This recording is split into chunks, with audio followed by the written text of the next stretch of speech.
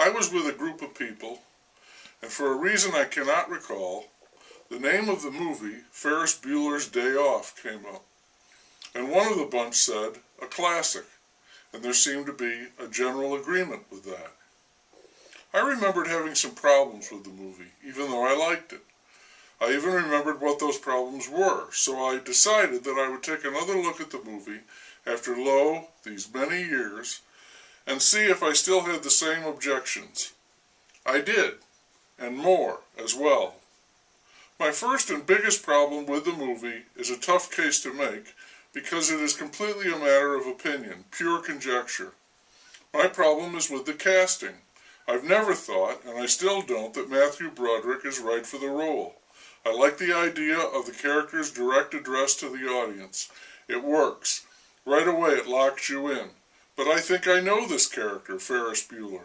He needs to have some swagger, that devil-may-care attitude, some ruggedness to him, and Matthew Broderick projects none of that. He's likable and clever, but I think he should be playing the Neil Simon part in a Neil Simon play, not Ferris Bueller. A stronger lead character would have made this a much more wonderful movie. My second objection is with the character Cameron. The story goes to considerable lengths to show that Cameron is seriously neurotic and maybe even crazy. We get past this when we're told that he's nuts because of his parents, who are fighting all the time, and especially because of his father, who is depicted as being something of a monster who owns and loves a rare Ferrari sports car. Ferris hijacks the car because he wants to go to downtown Chicago, and he doesn't want to be seen in Cameron's car, something of a clunker. More about that later. For now, we get to the part where Cameron stands up to his father, at least in his imagination, and as a direct result, the Ferrari is destroyed. You killed it, Ferris tells him.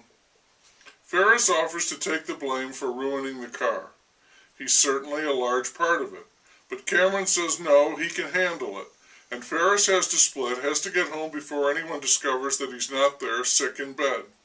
My objection is that we leave that plot thread hanging, never to return to it, and it's a big loose end. What does Cameron's monster father do when he sees the wreckage of his demolished car? Is Cameron going to handle that? Really? That always bothered me, still does. Ferris is the one who gets away with everything, not Cameron. What works best in the movie is the dean of students and his secretary, the brief classroom scenes, the teachers and students, the bubbling song where the guy sings, "Oh yeah," in that low voice. That's all good stuff. The dean is going to dish out the punishment, be the captain of his ship, until he starts springing leaks. The dean gets his all right, everyone outwits him, because he's a nitwit, and the movie ends with him, defeated, carless, shoeless, bleeding, getting on a school bus and taking the only available seat next to a schoolgirl so out of it and uncool that she is a virtual twin to the dean of students. And it's all about being cool, or at least appearing to be cool, which is why Ferris won't ride in Cameron's car. Seeing the movie again made me more aware of the possibility that Ferris, Sloane, and Cameron might not be cool. They might be pretenders, rich shits that we wouldn't care about or root for. They act like snots at the parking garage, they act like snots at the upscale restaurant, and in the big scene where Ferris lights up all of Chicago by singing from a float in the parade, he's only lip-syncing, and there's nothing very wonderful to me about what doesn't even amount to karaoke. This is a guy who makes his living by faking it. In the end, Ferris is not a hero, he's a spoiled rich kid with a blankie. His parents, the ad man and the realtor, have lots of money and no brains. It's almost scary how vapid everyone in this movie is. Rotten Tomatoes says the movie is light and irrepressibly fun, a movie about being young and having fun.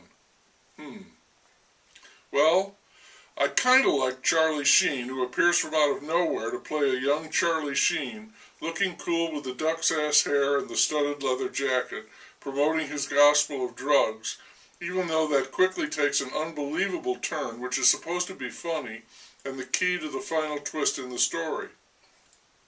But I found myself rooting for the dean of students, or somebody, to pop Ferris in the snoot, or at least kick him off his high horse, or maybe that float. That didn't happen, and that's probably so because the Ferris Buellers of the world, the 1%ers, really do get away with everything. Chances are he grew up to be one of the clowns running Enron. Looking at it this way, the way it was, not the way I wanted it to be, maybe Matthew Broderick was right for the part after all. And Cameron's father was mad all right, and while he couldn't do anything about the stupidity and weakness of his son, he did go out and dig up another Ferrari, saving what remained of his old one for parts. The dean of students continued to suffer until the day he retired, and 3 weeks later he died from a massive coronary when he learned that all his shares of Enron stock were worthless. Bow, bow. Oh, yeah.